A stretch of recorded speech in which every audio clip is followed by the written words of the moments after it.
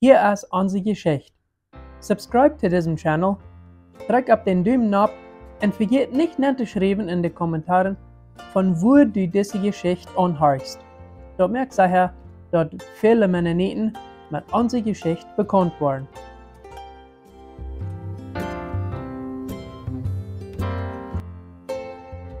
Geschichten uit onze Geschichte Nummer 23. Ditmal noch mehr davon, wo Walter Schmiedehaus in seinem Heft Altkoloniale Mennoniten in Mexiko auf verschiedene Wege beschreibt, was seine Erinnerungen sind von was er mit unseren Mennoniten in Chihuahua erfahren oder erlebt hat. Ich habe al mehrere Mal was vertelt von dem Deutschländer Walter Schmiedehaus. Des Mann kam aus 19 Jahren jung mit seinen Eltern und Geschwistern anfangs 1920er Jahren von Deutschland nach Chihuahua, Mexiko. Er hat unsere Mennoniten in Chihuahua mit vielen verschiedenen Sachen und verschiedenen Wegen geholfen und hat dadurch über die Jahre sehr viele mennonitische Freunde gewonnen. Er hat auch sehr viel geschrieben von und über unsere Mennoniten. Sein erstes Buch, Ein feste Burg ist unser Gott, der Wanderweg eines christlichen Siedlervolkes, wurde 1948 in unserem Trägergeschäft in Blumenort gedruckt. 1982 ist das Buch in Manitoba noch einmal gedruckt worden, diesmal unter dem Namen Altkoloniale Mennoniten in Mexiko. Dort ist die zweite Ausgabe von dem Buch Ein feste Burg ist unser Gott unter dem Namen Altkoloniale Mennoniten in Mexiko herausgegeben worden ist. Dort kann ein bisschen verwirrend sein, weil sein kleines Buchchen mit Erinnerungen an bestimmte Erfahrungen mit Gewässern von seinen mennonitischen Freunden, auch Altkoloniale Mennoniten in Mexiko hat. In einem Heft von 54 Seiten hat Walter Schmiedehaus von seinen verschiedenen Erinnerungen geschrieben, wo er durch seine Erfahrungen mit Mennoniten gehabt hat über die Jahre. Leider ist in diesem Heft oder Buch kein Datum von wann er dort geschrieben worden ist. Aber ich nehme an, dass er in seine im Ruhestand lebenden Jahren darauf gekommen ist, dass er was von seinen Erinnerungen abschreiben und wiedergeben oder hinterlassen will. Dann, wenn wir älter waren, dann erinnern wir uns hier an alle Ereignisse und Erfahrungen. In diesem Heft schreibt Schmiedehaus von seiner ernsten Erfahrungen, von humoristischen Erfahrungen und von geduldprobenden Erfahrungen. Sein Schreiben ist in so einem guten Juditsch geschrieben worden, dass es eigentlich zu schade ist, dort ein Plattdeutsch zu übersetzen. Denn man kann ja nicht so übersetzen, dass es nicht immer in Bett übersetzt wird. Aber ich will was von seinen in diesem Buch abgeschriebenen Erinnerungen versuchen in Plattdeutsch weiterzugeben. Ich will die Wort von seinen heiteren und humoristischen Erinnerungen vertalen und auch was von seinen, was er geduldprobende Erinnerungen nennt, und auch was von seinen Erinnerungen an seine ernste Ereignisse, wo er mit, bei oder durch seine Freunde erfahren oder erlebt hat. Das erste Wort davon, bei Schmiedehaus, meinen alle meine Großmutter, ihren Bruder, Wilhelm W. Wiebe von Blumenthal Nummer 25, in seinem Heft geschildert hat. Diese Schilderung fängt an mit dieser Überschrift. Hoffnungslose Justiz oder hoffnungsloses Gerecht sprechen. Schmiedehaus schreibt diesen folgenden Paragraph aus Anleitung, für was er uns von Wilhelm W. Wiebe vertalen will. Und er sagt so ist der Dr. Johann A.N.s der einzige Oldkolonier wir, den ich hab Piepschmecken gesehen, so wie Wilhelm W. Wiebe, der von aller Welt mal WWW genannt wird, der andere einzige in der Kolonie, der Zigaretten schmeckt. Die Kirche hat nicht gegen das Schmecken, übrigens auch nicht jeden alkoholische Drinks trinken, vorausgesagt, dort hier ein gebierende Mut geholen oder gebraucht wird. Dort Trinken soll also mit Mut getan werden. Dort bloß Zigaretten geräkert oder geschmeckt werden, dort wir wohl ein Gebrauch, den man noch aus Russland mitgebracht hat. Dabei war dort dem allgemeinen Prinzip von Sparsamkeit entsprechend. Eifrig oder Mode, mal ein bescheidenes und mehrliches Billett Krüt zu schmecken. Aber wei, mir auch eine Ausnahme von dieser Regel. Er kauft sich Zigarren oder Zigarren, Puros. Und auch der ist nicht von der schlechteste. So viel zu der Anleitung für diese Anekdote, Schriftschmiedehaus. Eine Anekdote ist eine lustige Geschichte über eine bekannte Person oder über einem passieren. Und nun vertelt er diese Anekdote, diese lustige Geschichte von seinem Freund Wei. Und er sagt, Wei hat eine Week lang einen mexikanischen Arbeiter auf seinem Hof beschäftigt. Und am Sonnabend told er dem Mann seinen Lohn und entleiht ihm mit seinem Klopper elenden Müllertop. Ab dem die Mexikaner am nächsten Morgen nach Hus und nach der Stadt reden wollen. So war das auch. Aber als am kommenden Montag die tägliche Arbeit war, der Anfang musste Wei zu seinem großen Verdruss feststellen, dass das Schädel nicht allein reden war, aber dass er verschiedene hat mitgenommen, und an der Stadt gut wird zu verkaufen sein. Mang diese Sachen befand sich ein kleiner, nach Kanada mitgebrachter Gasolinmotor. Und über diesen Verlust äußert sich die rechtmäßige Einnehmer besonders sehr. Die anderen Sachen wären nicht viel wert, aber den Motor wollte er weiter träg haben. Wei, wie ein resoluter Mann. Das meint, er war ein Mann, der ganz genau wusste, was er will. Und so beschloss er, ein Exempel statuieren oder festzusetzen.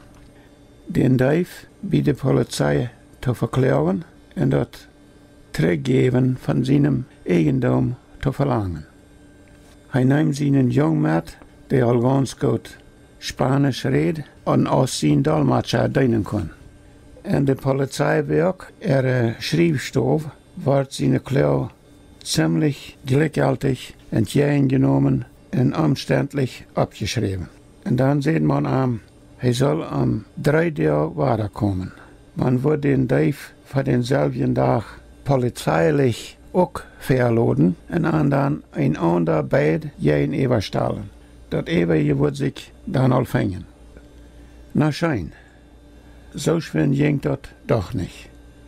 Aber ein Anfang wir am gemerkt. Nur 3 Jahre malte er sich, war er begleitet von dem spanisch redenden Jungen, zu der angegebenen Stunde bei der Polizeiwerk, und wir reit dem Dieb gegenüber zu treten und seine Klau harder zu merken. Wer aber nicht kam, dort wird der Dieb. Eine Stunde verging, dann noch eine, aber er kam nicht. Er wird verhindert worden sein, meint der Sekretär. Wir waren eine neue Verladung zu schicken. Kommt je also am 3. Jahr weiter. Wei, wir sehr ungeduldig über diese Verschleppung. Aber was soll er merken? Seinen Motor will er zurückhaben.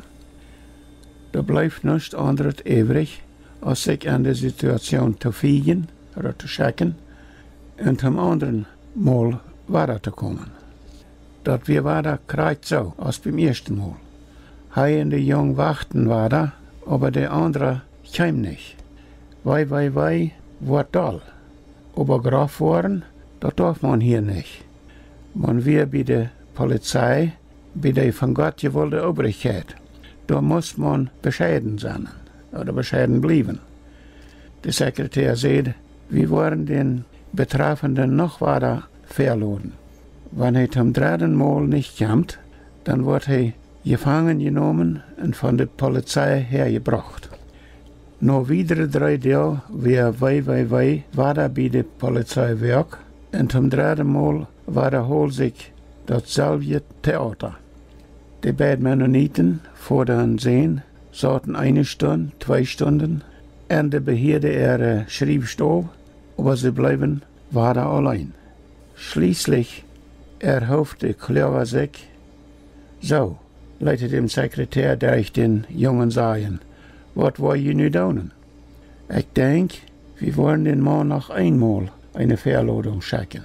Aber wir haben jedoch gesagt, dass der Dave nur dem zweiten Mal festgenommen werden soll. Das habe ich wohl gesagt, aber weißt ihr, mit unserem Lied hier kann man nicht so drastisch handeln. Kickt den Sekretär Interesse, also ehrlich an, und dabei ging er mit einmal ein Licht ab. Weiß ich an diesem Mann seinem Gesicht nicht diabolisches Schmunzeln oder Schmüstern, dort mal aus ein Spott zu dienen wäre? Richtig, die dachten gar nicht daran, den Dave gefangen zu nehmen. Die fanden dort gutmütig sogar ganz in Ordnung, dass die mutmaßlich reiche Utländer von einem armen mexikanischen Arbeiter bestohlen worden wäre. Dort wird am nu blitzartig klar. Er wusste nu ganz genau, dass seine Sache hoffnungslos wäre. Er überlegte auch nicht mehr lang und trug kurz die einzige mögliche Konsequenzen. Mit einem Häufelchen Muchas Gracias sah er seine Metz ab und verließ mit hochgehobenem Kopf das Polizeiwerk. Auf der großen Eich wohnte die Sierra Narciso Malik, sein kleines etwaren Stur hat oder etwar Mädelstur. Da spielt seinen mit mehr beherrschten Eier mit einer Beutel Bayer rauf. Dann kaufte sich eine Zigarre, einen Puro, steckte bedächtig an und stieg weiter auf seinem Buggy.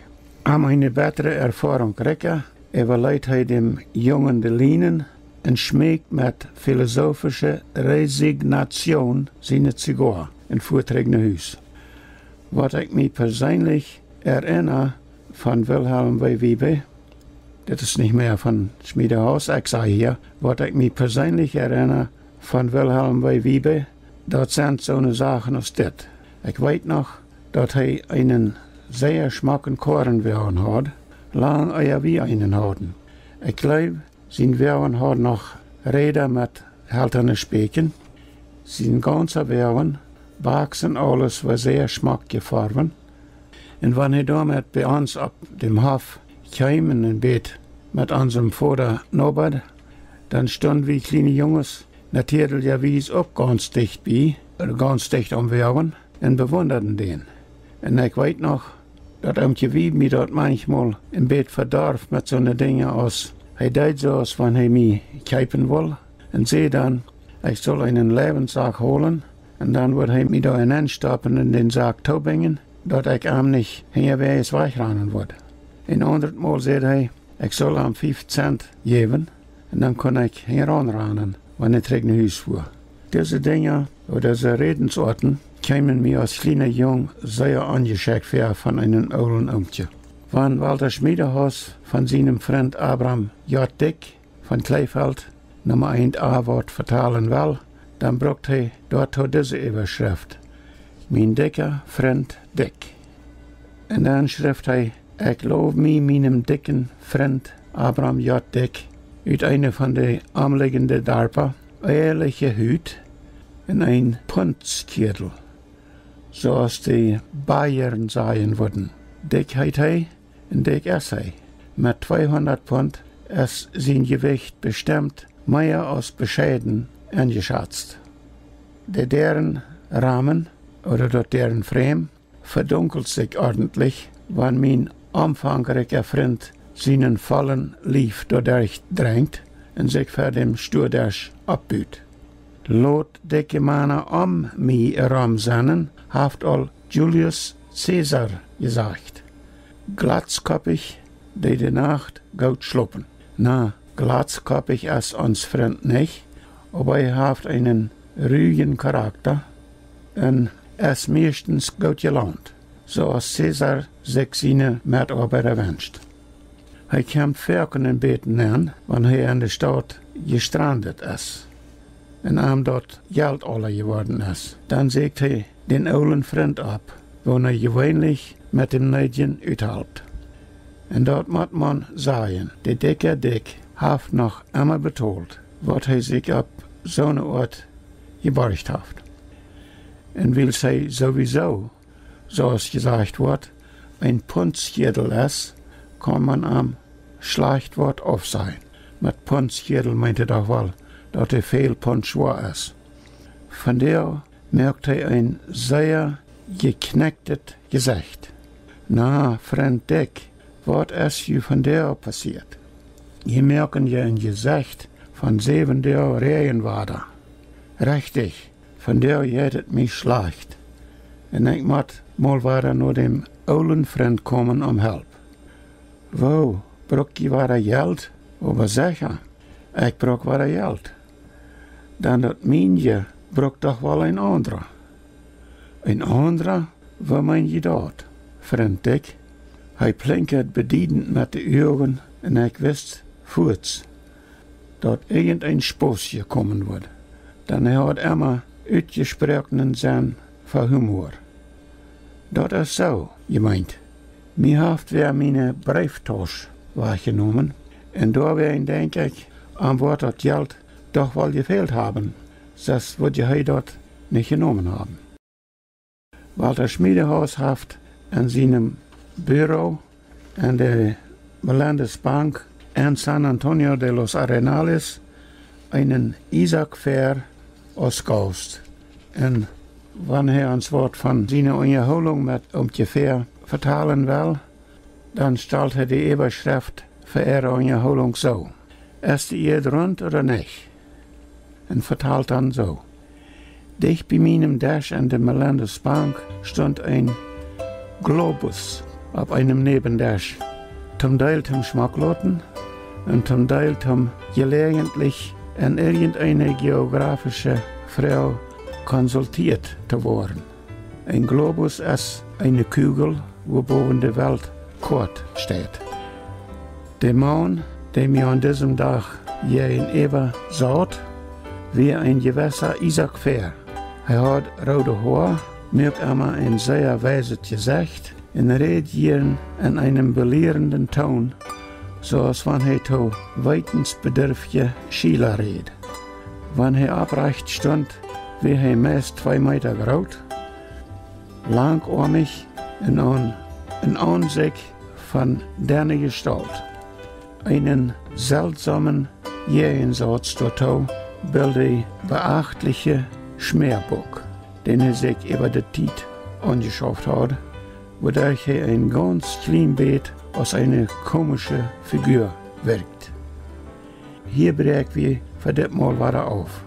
Nächstes Mal noch mehr von Walter Schmiedehaus in seinem Buch Die Alkolonieren Mennoniten in Mexiko, von seinen Erinnerungen an Erfahrungen mit unseren Mennoniten verteilt. Bis nächstes Mal.